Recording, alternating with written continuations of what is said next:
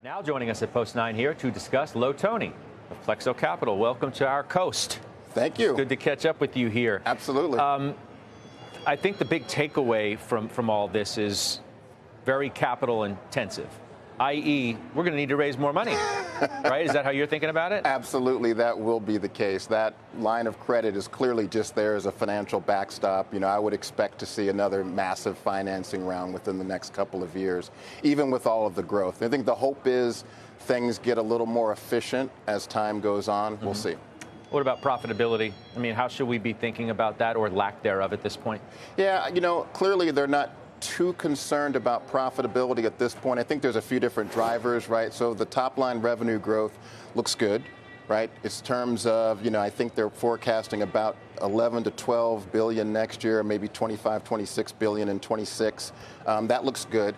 What we want to see, to your point, is the ability for the cost to run the models, train the models, obviously have the people on the staff to decrease over time. You know, they've had some defections, and one of those defectors, Dario, who went to start Anthropic, you know, his big really takeaway from that experience at OpenAI was instead of throwing hardware at the problem, make the models more efficient in terms of their need to use so much CPU power. OpenAI has now started to do that, and I think we'll see that efficiency playing out in the years ahead. But I would not anticipate an IPO anytime soon. Certainly, that was not positioning. Doesn't seem like it. That's for sure.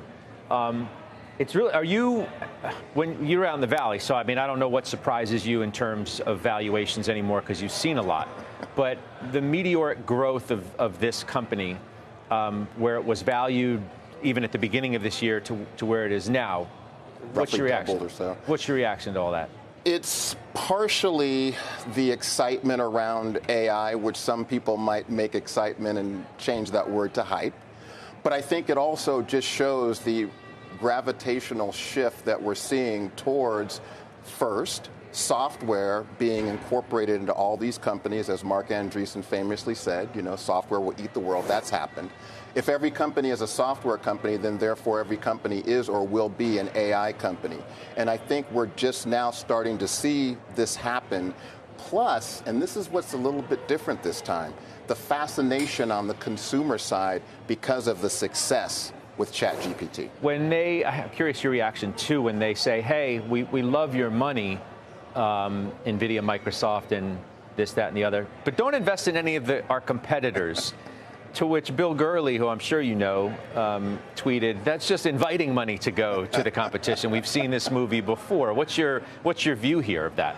Yeah, you know, I think, look, this is what always happens, is you have certain investors that will hold steady, remain firm, but then you have other folks that are a little bit more, you know, kind of want to explore the different opportunities.